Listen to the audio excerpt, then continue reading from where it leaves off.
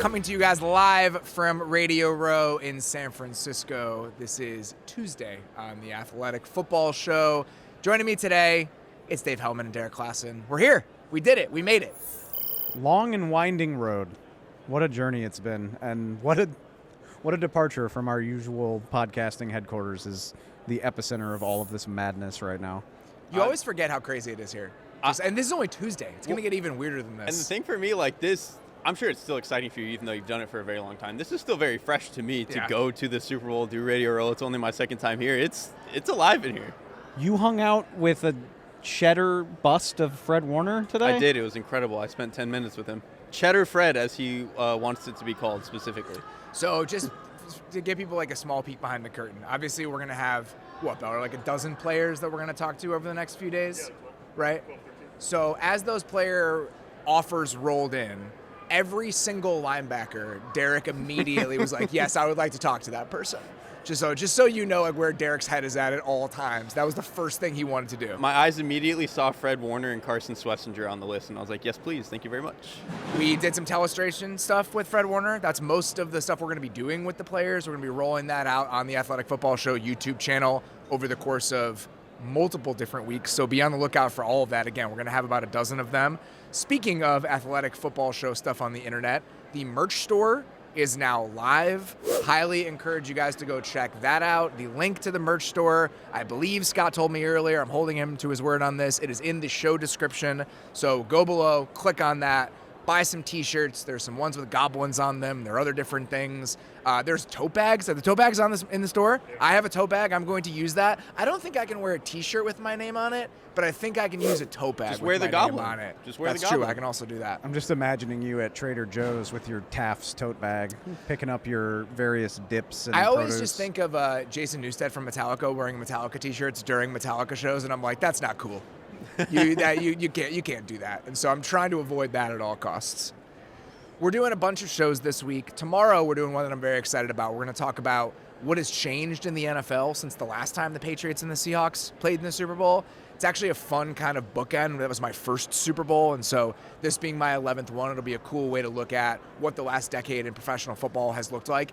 Weirdly enough, not to spoil that show, it's more cyclical than I thought it would be. Mm-hmm. Like, we've actually come back around to a lot of those ideas in the last 10 years, and so I'm looking forward to that conversation. On Friday, we're going to have our big-ass Super Bowl preview that we do every single year. The show that we're doing today, I found it to be a cool kind of puzzle piece with the preview. Because when we do the preview show, it's a lot of 50,000-foot stuff. These are the larger-scale schematic choices that might happen. And I feel like we get through the end of that preview without talking about the individual players enough. Remember we were doing the Bills-Jags preview for the wild card round, and I'm like, we haven't talked about Josh Allen, and we're like 20 minutes into this thing. And so what we wanted to do today is kind of sit with the characters in this game. And the characters in this game, Dave, that feel like they've changed the story and the discussion about them the most as we've gone through this football season. Do you want me to start this off? Let's do it. So there's one guy that came to my mind, and obviously we can talk about the head coaches, we can talk about the quarterbacks, all of that stuff is perfectly fair. But one guy, when I went through this exercise, that really jumped out to me is, by virtue of the position that he plays, probably not going to get a ton of real deal airtime, at least not in like the general Super Bowl hoopla. And it's Milton Williams and the career arc that he has been on over the last year. When he played in this game, by the way, which, let's start there.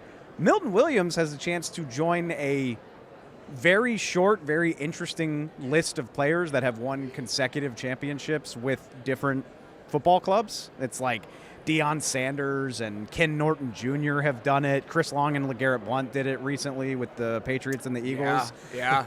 It's not this crazy accomplishment because there's so much luck of the draw that goes into it, but it's just an interesting list to be on. This is interesting, though. Milton Williams, 2 sacks in Super Bowl 59 last year. If he were to have a game like that on Sunday, could become like an all-time Super Bowl contributor, Super Bowl pass rusher. When you talk about having 3, 4, 5 sacks in the Super Bowl, you're talking about like Von Miller, Charles Haley, L.C. Greenwood did it way back, like the Steel Curtain days. Greenwood. Wow, Yeah. what a pull. That's even before sacks were like officially recorded. But You're talking about some of the all-time best players in terms of producing in the Super Bowl. Obviously, he's got to do that.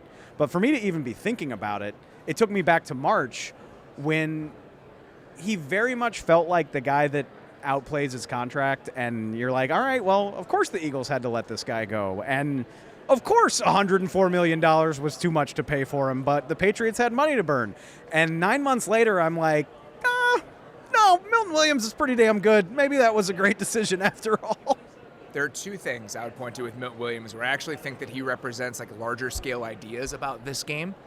Two different fronts. One is just the way that the Patriots wielded free agency to get to this moment. And like you said, I remember sitting at the Combine in a conference room with an executive from a team, and we were going through free agents from that class from last year.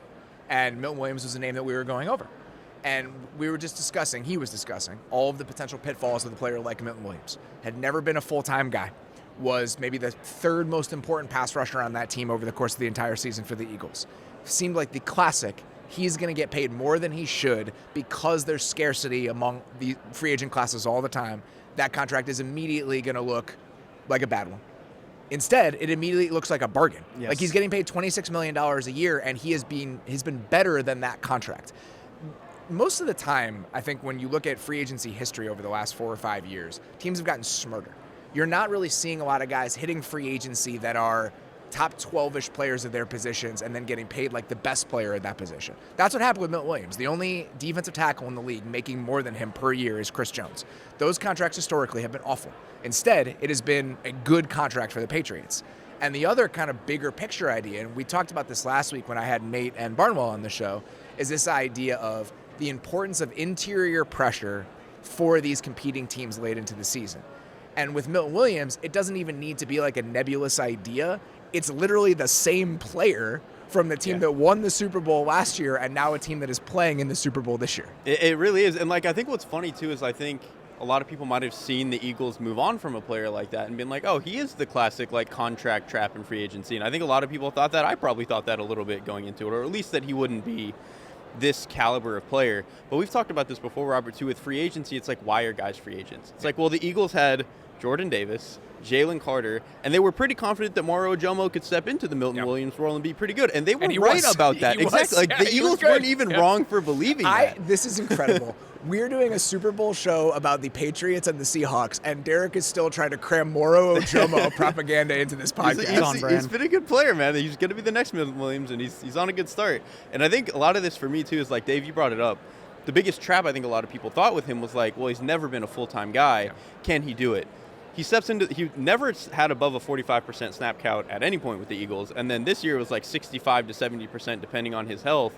And it's not just that. It's that when he was out of the lineup, the Patriots defense clearly did not have a real identity without him. It was like a 10-point percentage. It was like a 10 percentage point difference in their pressure rate when he was on and off the field this year. And they were immediately incredible again. And that like coincides a little bit with the bye week stuff that we'll talk about in the preview. But like, he is one of their most important players on defense. Like, he's been incredible. Connected to this before we move on from Milton Williams, and I want to make very clear, this is an on-field thing only. Christian Barmore also has kind of changed the way that we think about him as a player. I mean, when you think about last year, the fact that we weren't sure when or if Christian Barmore would ever play again, and this year he's been one of the most productive interior pass rushers in the entire league. And so the fact that the Patriots have two of those guys, I think pretty obviously has driven a lot of their success on defense, especially in the back half of the year. So Milton Williams, I think, is one of the people that first came to mind when we were doing the exercise, but I don't think he's like the headliner in terms of who you would pick out if you were like trying to describe what this exercise as it relates to the Super Bowl. Sam Darnold is, right? Yes, Sam Darnold and Drake Maye both, honestly, because quarterbacks drive these sorts of conversations. But I think with both of them, I think you're not just shoehorning them into a discussion like this. Like Sam Darnold, when he signed that contract this offseason, 3 years, $100 million is not like a massive contract for a quarterback, even in free agency. 3 years, $100 million is the extension that Ryan Tannehill signed like 4 years ago. It's not a lot. It's the 18th highest AAV among all quarterbacks in the NFL is what Sam Darnold is making right now. I think that market and how relatively tepid it was, right? The Seahawks, how many other teams were in on Sam Darnold in this free agent period? The Vikings at the right price, And maybe the Steelers. Like maybe the Steelers were flirting with it. That's the thing. Anybody could have signed Sam Darnold. Yes. And maybe Sam Darnold doesn't play this well in some of those other spots, like a Pittsburgh, but the fact that he was available for everybody. Okay, but I feel there's some gaslighting going on. And I just mean that very generally. It's not directed at anyone specific, but I feel like people are trying to act like Sam Darnold's last 2 games as a Viking didn't scare the bejesus out of a lot of people. Absolutely. Like that. Did, yeah. And then to your point, Derek, and it's something that I think we've all sort of owned up to over the course of this Seahawks season. This was not an obviously successful situation for Sam Darnold coming in either. No. Like, people were terrified of the offensive line. They signed Cooper Kupp, and it was like, what do you need 2 slots for? They traded away DK Metcalf. Traded away DK. So, and I'm not talking to y'all, obviously, but I feel like as time has gone on and Sam has been amazing and he's been great in the playoffs, people are forgetting those very, very real concerns, specifically coming out of last season. And I firmly believe if Sam plays better in the in the regular season finale and in the playoffs last year, the market is way different. Like, I very much think that small sample size contributed to a lot of people being like, he is who we thought he was, and that couldn't have been further from the truth. And I think that's kind of the point here, is that there are still some very real questions about what Sam Darnold was as a quarterback coming into this year. And I think that I can't remember or can't even figure out how many times I've talked about this idea on the podcast over the last couple of years. But I have been fascinated with this concept of these second chance quarterbacks and what they have meant around the league. And obviously Baker Mayfield falls into this category. Geno Smith fell into this category before Sam Darnold did. Jared Goff, I think, in a way, falls into this category. Tannehill, who you mentioned. Tannehill was one of these guys. He was kind of the original version of this, right? And so this idea of these discarded, formerly highly drafted quarterbacks that fizzled out in their first stop for one reason or another and then have found this second wind, I think that it is a very important inefficiency that some of these teams have found. And so I think with Sam Darnold, what we really learned is that for the most part, the vast majority of quarterbacks in the NFL, let's say 25 of the 32 at least, I think are more products of their environment than we like to admit. Most quarterbacks around the NFL, vast majority of them, rise and fall because of what's around them. Mm-hmm. And Sam Darnold is a perfect example of that. When we saw him in good circumstances in the last 2 years, he has looked like a dramatically different player than he did early in his career. And I think that there are going to be missteps that go along with that. The Justin Fields contract looked like it did because of what Sam Darnold did last year. I firmly believe that. And the Justin Fields contract did not work for the Jets. There are going to be teams seeking this out that ultimately fall short.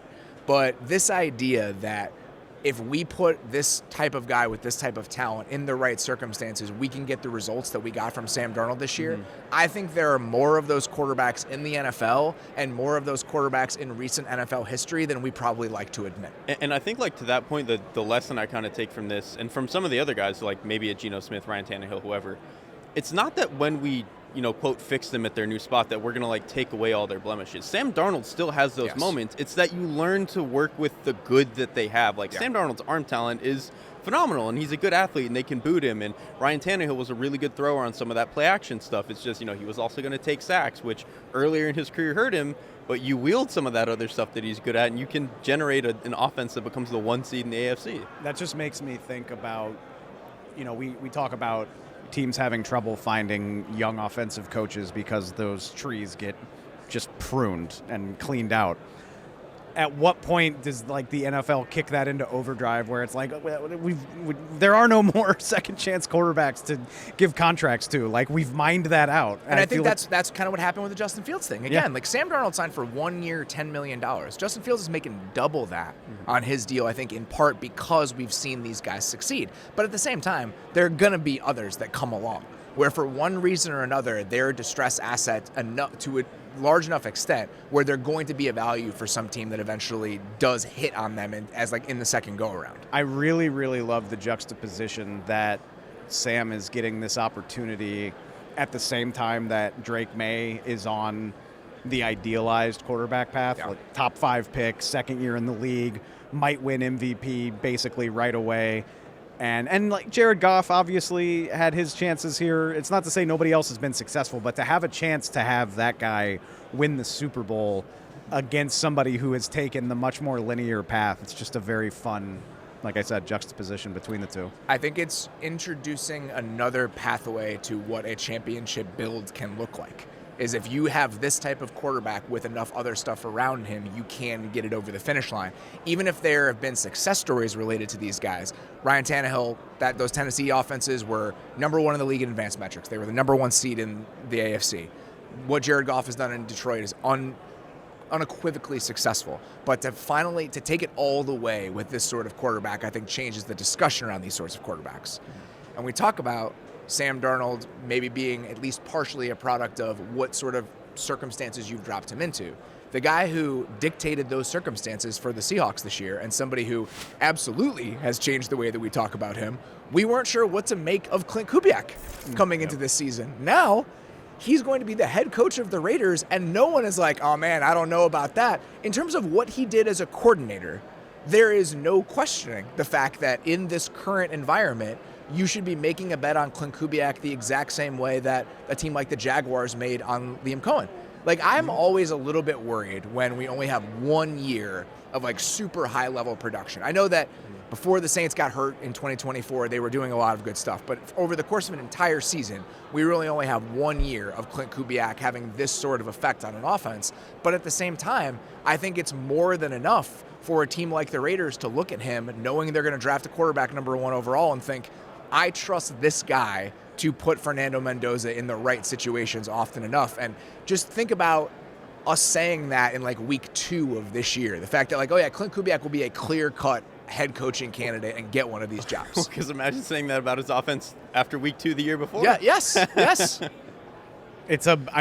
Which I've said that before. I wish we had seen a larger sample size of Klint Kubiak with a more healthy Saints offense, because the way the wheels fell off of that thing was unreal. And maybe they don't maintain those highs, but so much stuff was lost between like weeks 2 and week 6 of that Saints season that it was hard to even quantify. But even still, getting to Seattle this year after that, and again, the criticism, maybe not even criticism, but the writing off of the Seahawks offense based on what they had and what they did, even if you came around on it because of drafting Gray Zabel, nobody expected this. Like, even the biggest Seahawks supporters, I think, were like, yeah, maybe we can flirt with competency to a higher degree, but to really, especially in the first half of the season, take over the way that they did and turn JS into what he was, I cannot wait to see what this looks like in Vegas. And that, I feel like,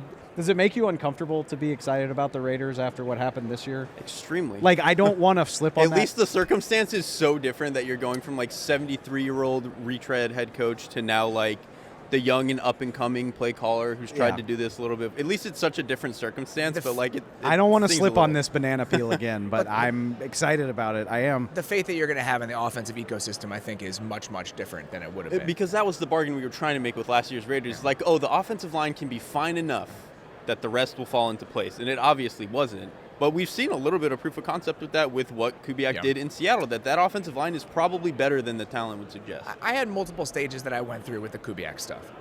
Upon his hiring, I was more bullish on what the Seahawks would be offensively because this is a system that consistently gets the most out of its offensive linemen because of what's asked of them. On just a theoretical level, I supported it as a pivot from what they did last year. So structurally, I did have faith in like what the offense would look like. I think the floor would get raised. But then I think there were a couple different moments of like, oh, okay, now I really understand what it is. I was talking about it with Michael Shawn yesterday, like when he realized that the offense would be better than we expected. For me, it was like week 2. Like watching them play against the Steelers, I was like, oh, I'm in on this, right? Like what they're trying to be, I'm buying in on what the structure of the offense is aspiring to. Very early, I thought that. But then I remembered the moment in real time when I was like, okay, we're cooking with gas now. When they played the Cardinals on that Thursday night game early in the season, and then you start to move beyond just the big picture structure of the offense and you get into some of the minutia and the granularity of the play calling, the way they were using empty, just some of the like little tiny levers he was able to pull that went beyond the big picture schematic kind of philosophy, that's when I was like, all right, we're dealing with something different here. This isn't just I'm bringing over a system that's going to raise the floor of things. This is on a play calling, feel, sequencing, everything else level. I'm also raising the ceiling of what this offense is, and I think that changes the discussion about what Klint Kubiak has been this year. Because to me, like, the empty stuff was so good for two reasons. One, especially early in the year, they just couldn't run the ball. So on 3rd and 3, you're just like, well, we've got to throw to convert this. And I think with Sam Darnold, every now and then some of the blitz stuff can get him, but if you go in empty and you just undress everything, just make him throw immediately, like, it actually kind of works for you. And so that to me was just like a coach understanding where are weak points, how do I patch those holes, I thought was nice. And then, like, in terms of the play calling stuff, he's done that stuff all the way through just the conference championship game. Like, when they throw the 51-yarder down the right sideline to Rashid Shaheed, and the next play they tag a little alert smoke screen to JSN, and they throw that at him. That's just like, yeah, go attack the guy who just gave up a horrifying play. It's wild to think, and I'm taking this back to the Raiders aspect of it, but most of the time, the hotshot OC who was the leader in the clubhouse midway through the year to be assistant coach of the year, and the team with the number 1 overall pick, like, this would be the news getter and the headline stealer among coaching hires in so many hiring cycles. And I think this year was just strange with, like, John Harbaugh becoming available, Kevin Stefanski becoming available. It's very interesting to think Klint Kubiak is kind of flying under the radar as a guy who called one of the most impressive and surprising offenses of the year. It feels like it's flying under the radar relative to how that would usually play, but it's only been a year. And I think that's part of it. And I think that where we are with the coaching pool overall, you've seen like an expression of that with the offensive-minded guys who have gotten these jobs. Klint Kubiak, 1 year. Matt LaFleur, not the play caller for the Rams. Because these trees have been picked over to such a degree, that's where we now are. The guys where you probably want to see it for 1 more year, or I'd like to see him be a play caller, that is no longer a prerequisite if you're just picking the next guy off of the McVay-Shanahan tree in the way that some of these teams are. And to be clear, I think that there's risk associated with that, just because I've always said this. If I'm picking a play-calling, offensive-minded head coach, and I'm trying to make it, if not bulletproof, then something I feel very safe about, the 2 things I would look at is, did he do it with a non-elite quarterback, and did he do it for multiple years? But now, because the pool is so shallow, we can't do that anymore. You can't wait for those things. You have to be able to pull the trigger on guys or be willing to pull the trigger on guys sooner than you would have been in previous cycles.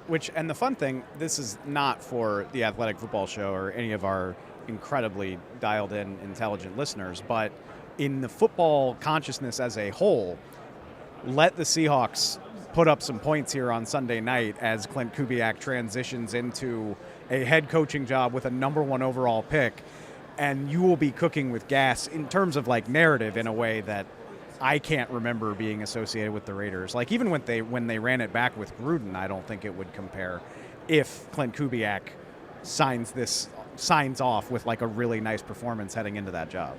Klint Kubiak's performance and just the overall quality of the offense, I think, was a little bit surprising, even if you were bullish on it. The coordinating job among these 2 teams that was the most surprising, because he was not the defensive coordinator coming into the season. I don't think anybody on either of these staffs changed the narrative around them more than Zak Kuhr has over the course of this year, because no one knew who he was coming into this year. Even over the course of the last 6 weeks, I don't think before their bye anybody was really talking much about what the Seahawks or the joked Patriots about defense it. was. We did Patriots for a game of the week, and I would bet the week was double digit, like week 10 and on, and we were like, oh, by the way, Zak Kuhr calls this defense, and I don't think really anybody outside of the New England area has talked much about that. We talked about this yesterday with Chad Graff, but one of the things I really appreciate about just the Patriots defense over the course of this entire season and the job that Kuhr has done is that they've been a lot of different kinds of defenses over the course of the year. Like, there's been a lot of trial and error. There's been a lot of iteration. There's been a lot of all right, well, what if we did this? What if we did that? Like, if you look at it, early in the season, they were really loading the box. And then there was a period in the middle of the season where they stopped doing that. And then late in the season, they started loading it up again. If you look at the blitz rates, like the fact that since week 14, they've been blitzing on 40% of their dropbacks compared to 25% before the bye. This has not been like a static thing. With a guy who was the inside linebackers coach coming into the year, calling and overseeing the defense, we've seen them change and evolve and just kind of tweak this thing in real time multiple different times over the course of the year based on what they think they need. And so beyond the overall quality of it, the fact that they've been kind of maneuvering this thing over the course of the year and it's been this living, breathing unit, it's just incredibly impressive, like what they've had to do to get it to this place by the time we got to the Super Bowl. And even outside of some of the X's and O's stuff, which has been really good, especially since the bye, and we'll talk more about that on the preview show, it's that basically every player on this Patriots defense has been the best version of themselves. Yeah. And like, whether it's the free agent and Milton Williams that you signed, like, can he be the star we want him to? Absolutely have. Harold Landry and Kayvon Chaisson both have been as good of free agent signings as you could hope. Even the young safeties that they have, like Craig Woodson was like a 5th-round rookie. And he's been fantastic for them. Jalen Hawkins was like in and out of different lineups and was on the Patriots team last year and wasn't really a starter, is a starter for them this year, and he's been really good. Like, they have truly gotten the best version out of guys at all 3 levels of the defense, which is, it's hard to do as any play caller, let alone not knowing that you're going to be the play caller until basically the season starts. I trotted this theory out yesterday, and because I think that the other guy on the staff that's worth talking about, Josh McDaniels, I think the same about Josh McDaniels now as I did coming into the year. Josh McDaniels is a fantastic offensive coordinator. Mm-hmm. He should just be an offensive coordinator and be really good at that for the rest of his life. Mike Vrabel, I do think that he has changed the discussion around him this season. And with Vrabel specifically, I think that when we have these CEO type of head coaches, these guys rise and fall based on who the offensive coordinator and the quarterback is, probably more than we'd like to admit. And because those things are right in New England, I think this has just been like Mike Vrabel kind of shaking people back awake about how good of a coach he is. Mm-hmm. Because we obviously knew it when in Tennessee, and they raised the level of pretty much everybody on that roster, and then things fall apart there. Things kind of bottom out in a way because, again, they didn't have the play caller and the quarterback, and then as soon as you give him those things again, it's like, oh yeah, Mike Vrabel is really, really good as like this type of coach and this archetype of coach, and I think this year has been a pretty firm reminder of that on all fronts. And I would push back just slightly because I think overall you're right, like the quality of your play caller and the guys around you matter so much. We've seen that with Philadelphia, right? I mean, how Nick Sirianni's hires have guided those seasons for better and for worse. But as we just mentioned, Vrabel lost his DC like right at the start of the season and has been piecing this thing together. Not to take credit away from Zak Kuhr, he's been amazing, but this, I guess my point would be, it hasn't been perfect all the way through, and the way that he has still managed to guide this thing has been so impressive. I like you bringing that up because, again, I said this to Chad yesterday. I'm sure Vrabel would never like admit this, and I don't know like what sort of credit he deserves here, but I remember watching those Titans defenses when Shane Bowen was there and really liking a lot of the stuff that they did, and then being excited when the Giants sought out Shane Bowen to be their defensive coordinator. And then you watch those defenses with the Giants, and I'm like, this isn't very good. And so the fact that Vrabel multiple different times, even if he is not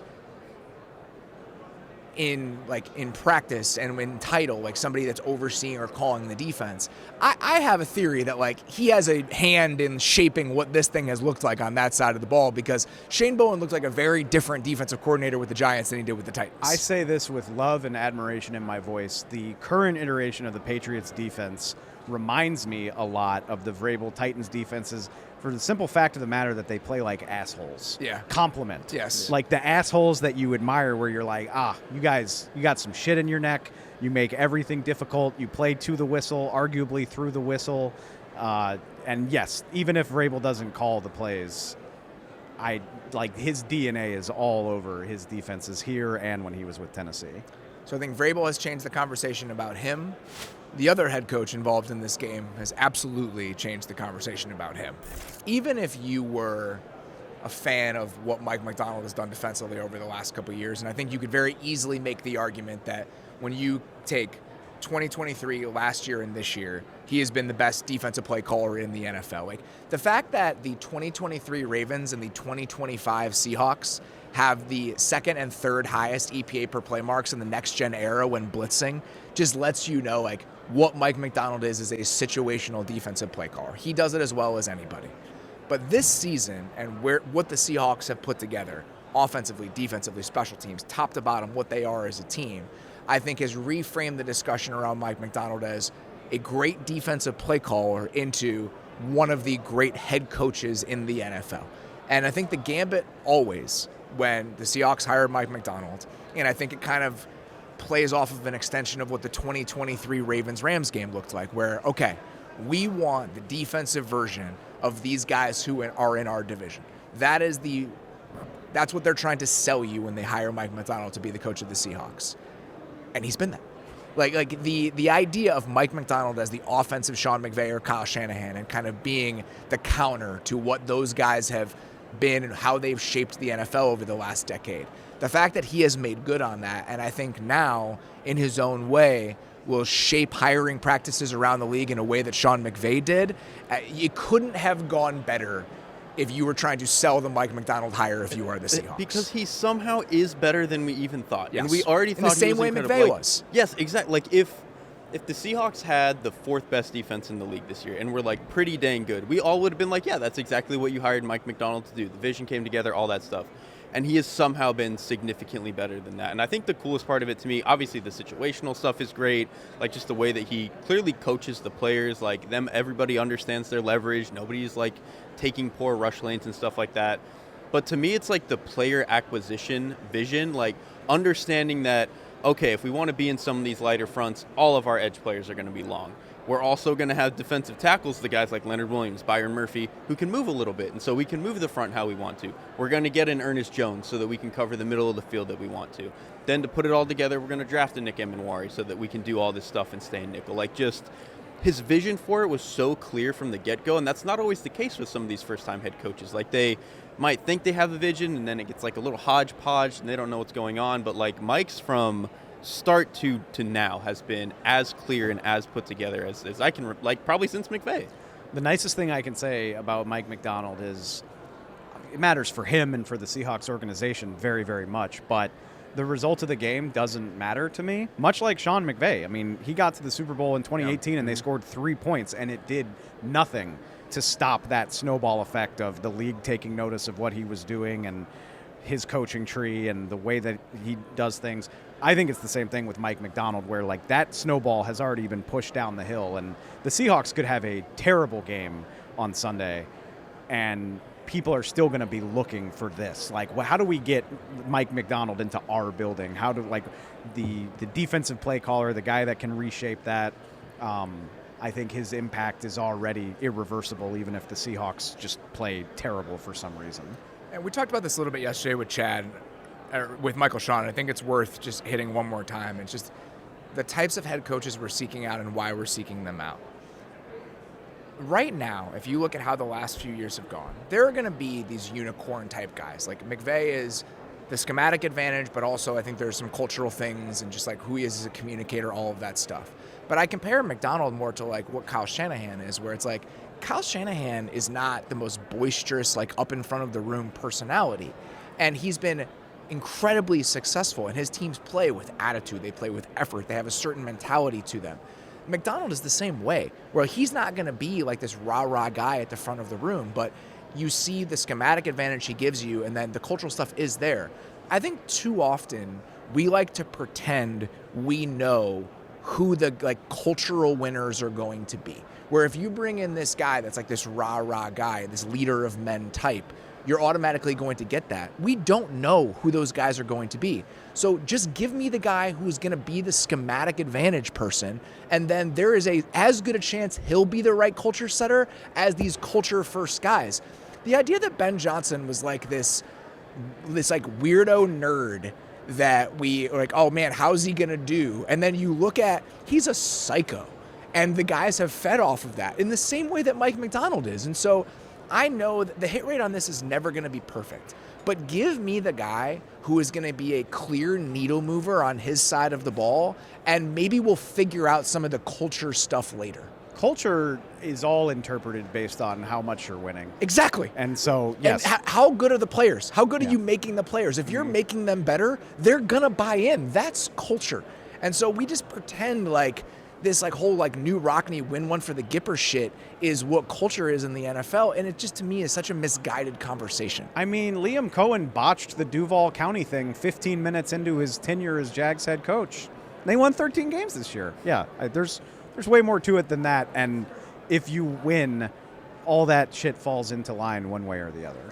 You talked about the Seahawks player acquisition and how much Mike Macdonald has shaped that. At the same time, I think that the guy in charge of that front office has also changed the way that we talk about him.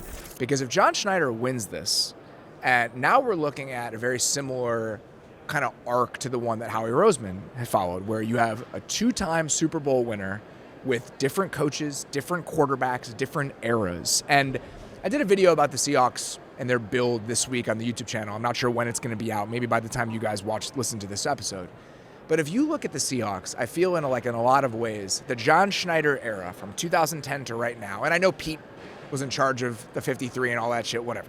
But if you look at the John Schneider, Pete Carroll era, it is a case study in the volatility of draft quality, right? You have this 2010 to 2012 run where they're the greatest drafters of all time. They build a defining team of the 2010s. They only win one Super Bowl, but I think you can make an argument they were the best team in the NFL for like 5 straight years.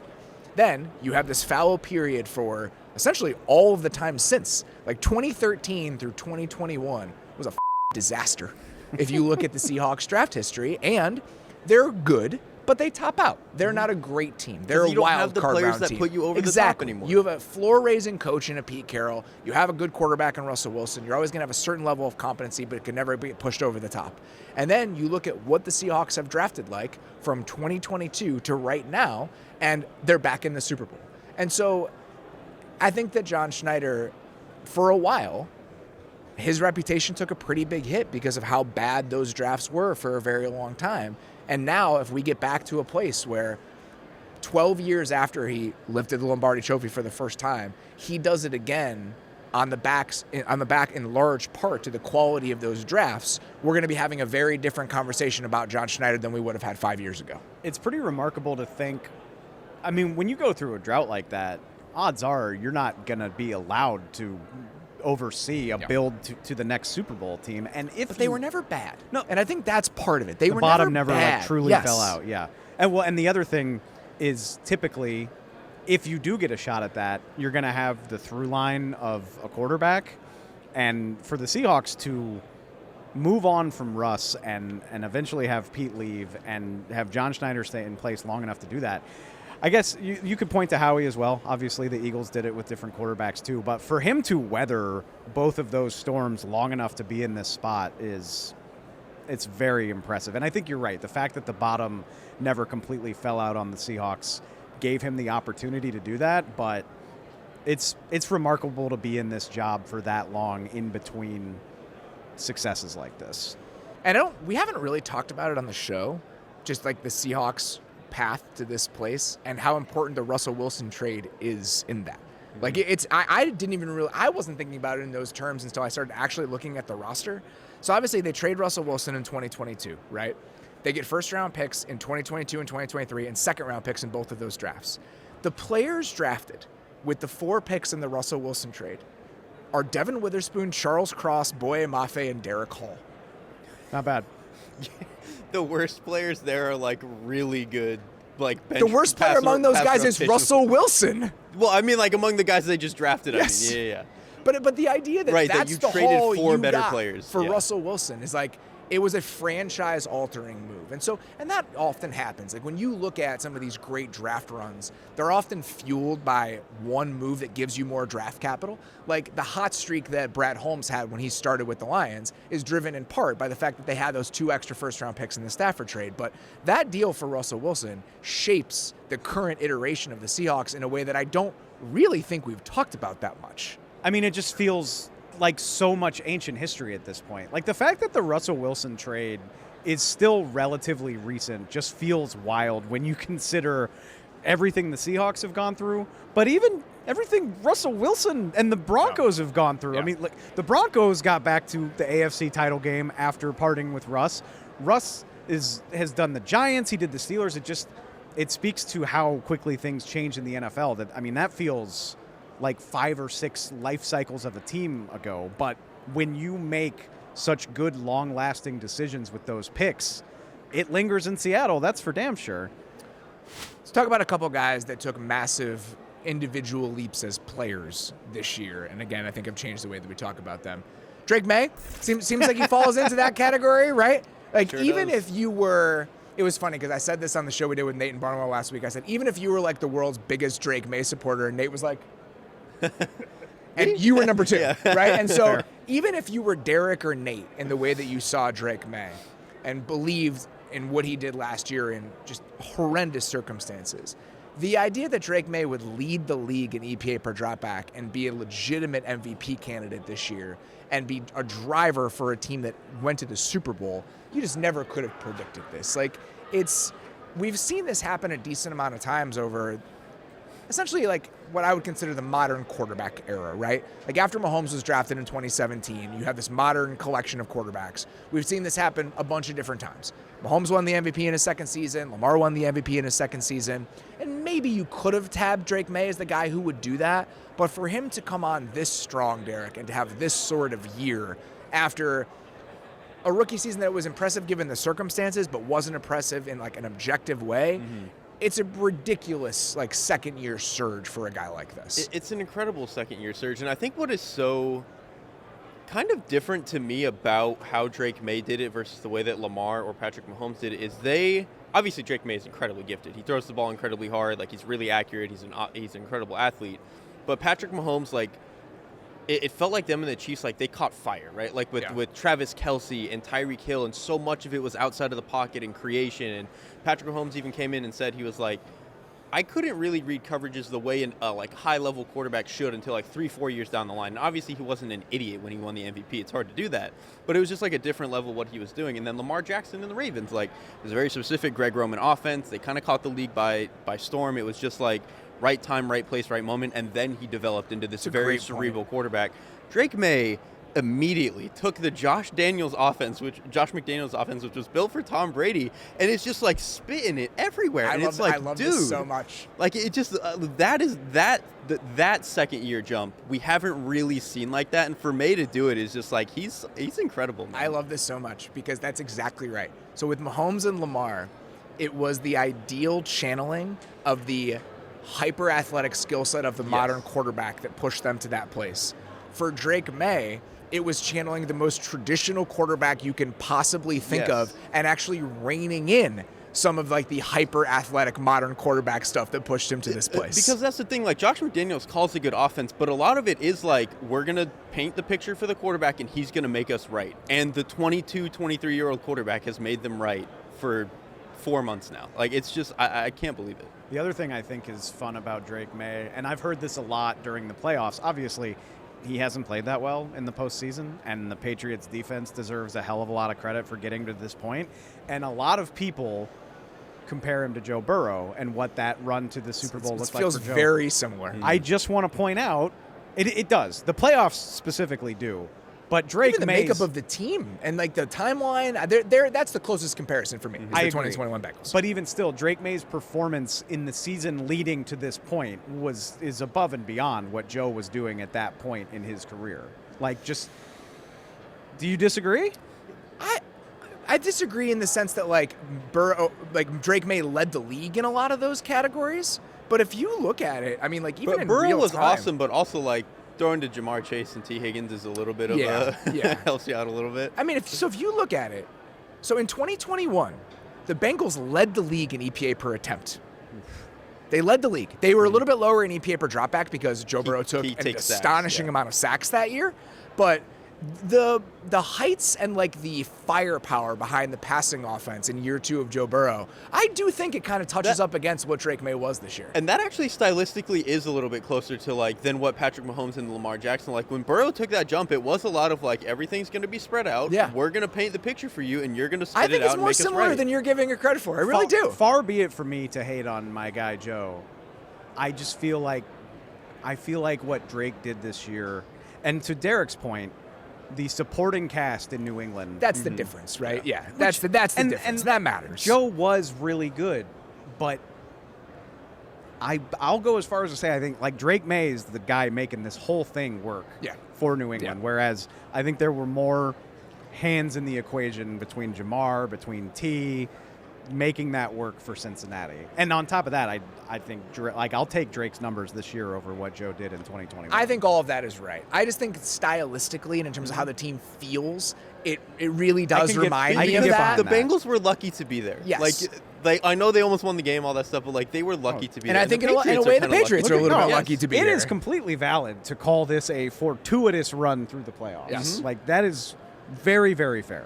I think, but you kind of differentiating, like, if you're divvying up the pie and who deserves the most credit. I think Drake Maye has been a larger driver of this than Joe Burrow was in 2021. I am giving Drake a much bigger slice of credit. I think that's right. But I think overall, like, the way those teams feel, as I've thought more about it over the last couple weeks, I was like, oh yeah, this is just the 2021 Bengals. Like, it's exactly what this team feels like. The other guy in this game that, again, I think took the biggest individual jump maybe of any single player, I really liked what JSN was by the end of last season. And obviously there are different stages to JSN's career. Early on, slot-only player, they throw a million screens to him. As I think back on it now and think about what he is now, it's like a football crime, like what JSN was early in his career. But you understand how you get there, right? Like based on the archetype of receiver he is and the skill set and just like how you think of him. And so for JSN to go from a good player last year, where you started to see some of the flashes of what he could be as a vertical option, to not just being like a worthwhile number one in the offense, but to arguably be like, I don't know, if you're picking receivers right now to start your offense with, I think that Jamar and JJ are still, to me, 1 and 2 still. Mm-hmm. After that, how quickly does JSN come off the board? Is he third? For me, it's probably still Puka. But then after that, it might be him. So can I share my take, which is I never get tired of watching them play, ever. Love them, and I love that there's more coming into the league every year. I am exhausted by the state of NFL receivers right now because I hear what you're saying, but next year, like, people are already just trying to shove Justin Jefferson into the corner. Like, you had a great run. Yeah, I'm not allowing that. You had a great run, Justin. I mean, like, every year there's a new guy, and there's a new dude where you're like, oh, he's got to be top 3. And you're probably right, but it is infuriating to think about where, Jamar, Justin Jefferson, Puka, JSN, CeeDee Lamb. By the way, George Pickens just jumped into the All-Pro conversation this year. A.J. Brown had a terrible year. How far are you dropping him in the NFL receiver hierarchy? I genuinely don't know the answer to that question. It's exhausting. Nico Collins looked like he was going to take over the league last year. Still really, really good, by the way. I'm not trying to compare or contrast any of these guys. I'm basically saying I don't have room in my brain to try to sort it all out.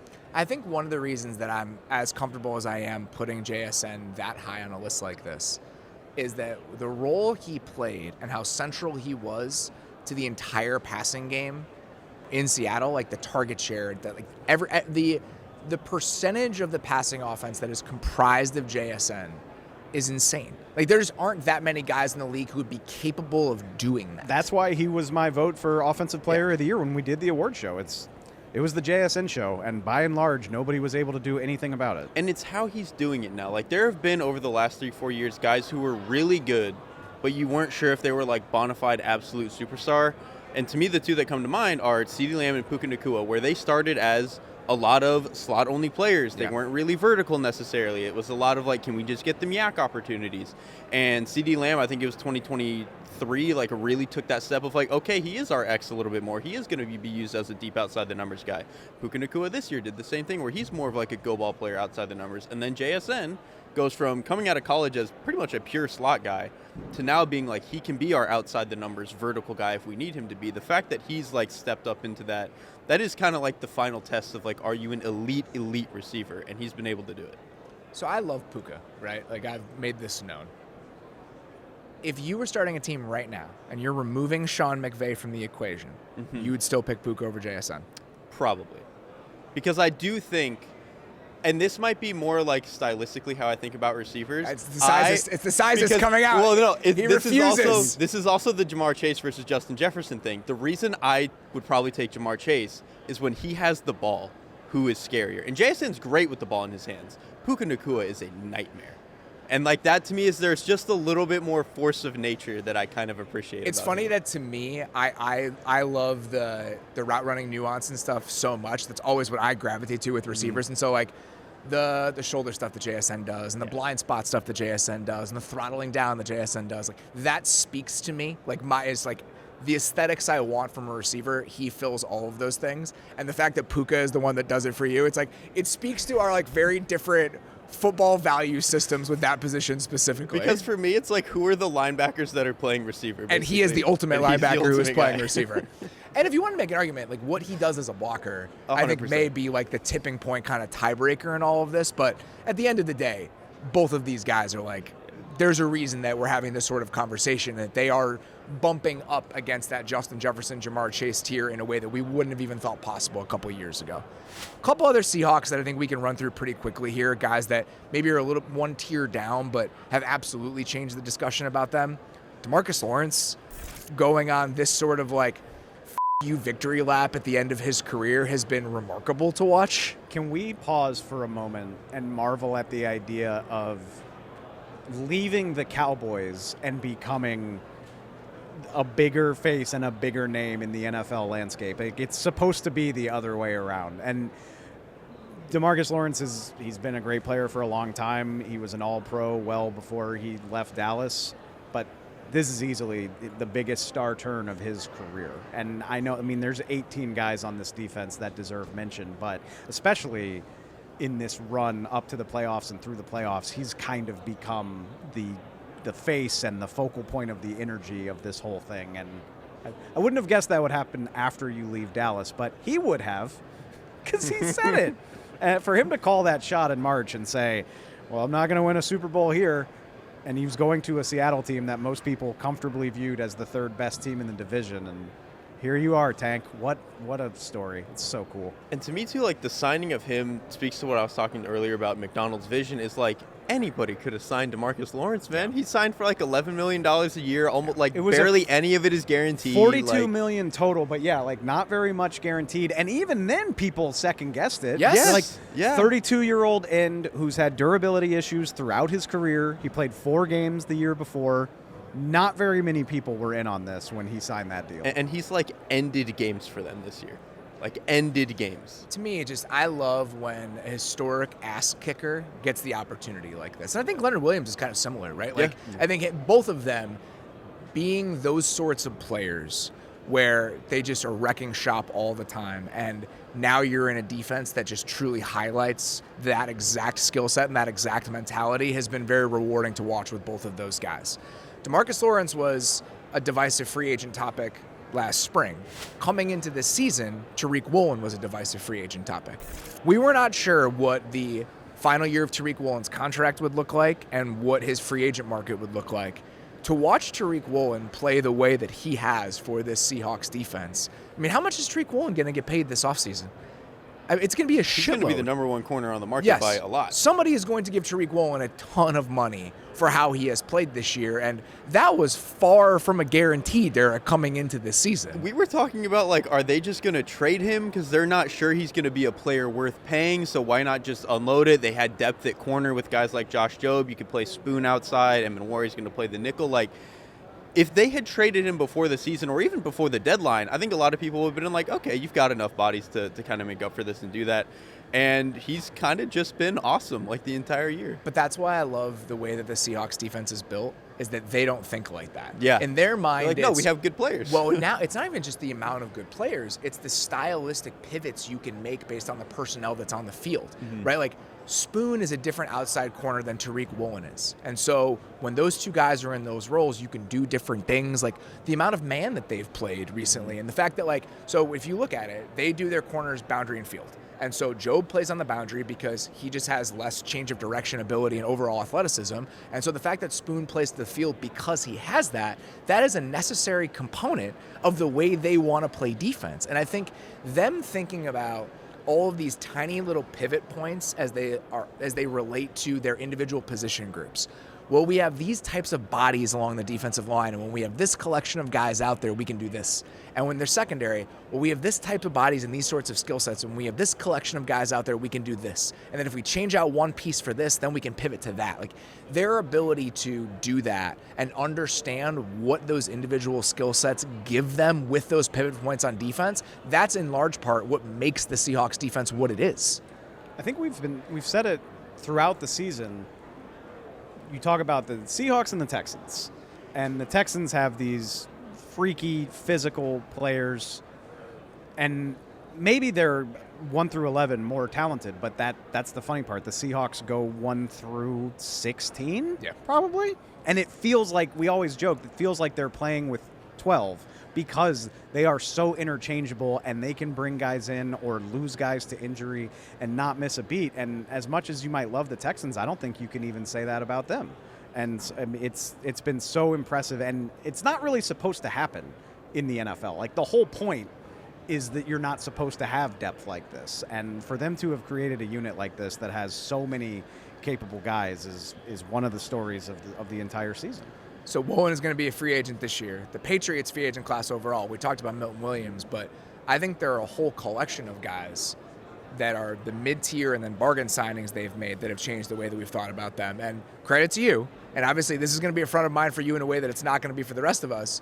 You believed in the Klassen Chaisson thing from the beginning.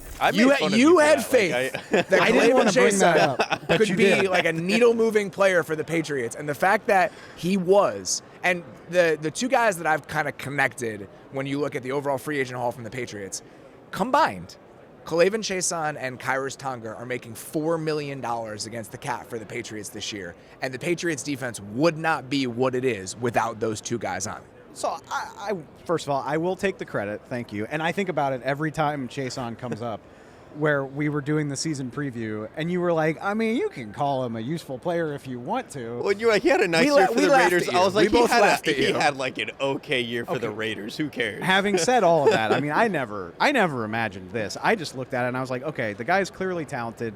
He had a nice season for the Raiders, and more importantly, his career arc has like trended upward. Like, if you go look over the last 2 or 3 years, like, he has gotten better every single season. So for Mike Vrabel to identify him as a guy that he wanted to bring on board, even if it's not for a lot of money, I'm just like, okay, I trust that coach and I trust the infrastructure that they're putting in place. Like, I bet he'll be useful. I did not imagine him having more sacks this year than in the rest of his career combined, which he did. If you include the playoffs, 10.5 this year, he had 10 coming in. It's a remarkable story. I did not see it coming to this degree, but I'm a little biased. I went to LSU, and I'm very happy for him to be as much of a top 20 pick afterthought as you can be. I mean, it went bad, especially during the Jacksonville years, and I assume he's going to make a lot of money off of this. Probably not, not marquee free agent signing, but a season like this, I mean, you can stay in the league for a long time. And 5 times what he made. Yeah, he's not going to sign another $2 million deal. He is on a $5 million deal this year. He will get a life-changing contract in a couple of months, and it sounds crazy to say. I don't know if they get here without him. Like, again, the way the defense played over this playoff run. And you look at a couple of the other free agents. The term useful as it relates to Chaisson, I think, very much relates to 2 other guys I'm thinking of. Morgan Moses and Robert Spillane, and though not even just individually what they have been for the Patriots, but what they represent as an idea. Like, Morgan Moses is the epitome of we just need starting caliber right tackle play, and we're just going to sign. Like, he's done this 3 times. He did it for the Ravens, he did it for the Jets, and now he's doing it for the Patriots. And so we just need a Morgan Moses type in free agency at right tackle. It has been a thing for years. Just be a right tackle I don't have to think about. Exactly. And he is doing it again. And then Spillane signing the deal that he did and being the type of player that he is, where we don't value linebacker play in the NFL until you root for a team that has bad linebacker play. And then you understand how important that it is. And Spillane to me is like the exact type of player. He's like the Morgan Moses of linebackers. I'm going to sign him. He's going to play here. I'm never going to think about it again. And that's exactly what he has been for the Patriots. One of the coolest things about this Patriots Super Bowl run is from here on out, I'm just going to have to stop and more heavily consider teams like this, because it's easy to look and be like, oh my God, they spent the GDP of a small nation in free agency, and how good are any of these guys really? How much gas does Stephon Diggs have in the tank? What are Kayvon Chaisson and Morgan Moses doing for you? Is Robert Spillane a needle mover? Well, granted, you got to have the quarterback play, but you can get to a Super Bowl building a team around a quarterback in free agency. You can get to one. Hey, if you win it, who gives a shit? Like, that's the whole point. And yeah, no, I know. I mean, these guys are not going to be part of the long-term vision, or not all of them anyway, around Drake Maye. But you're playing on Super Bowl weekend, then it was worth it, in my opinion. I just think about the Bengals. You can get to one because you can microwave the team when you have a quarterback on a rookie deal. Eventually, you need to start drafting well to sustain that success. And I'm not saying the Patriots won't, but eventually you're going to need to fill the roster with cost-controlled in-house guys if you're going to sustain this. And that becomes the next question for the Patriots after this game. No, 100%. And off the top of my, I mean, Milton Williams is the only guy that I'm circling as like foundational piece for the duration of that contract. Like, there's a lot of work to do, but you don't look at teams that spend like that in free agency coming off of a season like that and think that they can turn it around this quickly. At least not usually. All right. That is all we've got for the guys who changed the way that we talk and think about them over the course of this season. Always enjoyed doing this as a Super Bowl show. We've done it the last couple years. Very much a good idea at this time of year. Tomorrow, we're going to chat a little bit about what has changed in the NFL and over the decade since the last time these two teams have played in the Super Bowl. Very much looking forward to that one as well. As a quick reminder, please check out the merch store. The link to that store is available in the show description below. If you're watching this on YouTube, if you're a new viewer, watcher, whatever, please subscribe to the YouTube channel. We've got tons of stuff coming out of our time at Radio Row this week that we're going to be rolling out over the next month or so. So if you are not subscribed, now is the time. For now, that's all we got. Appreciate you guys listening. We'll talk to you very soon. Thanks for watching. Follow The Athletic Football Show wherever you get your podcasts. And don't forget to subscribe on YouTube.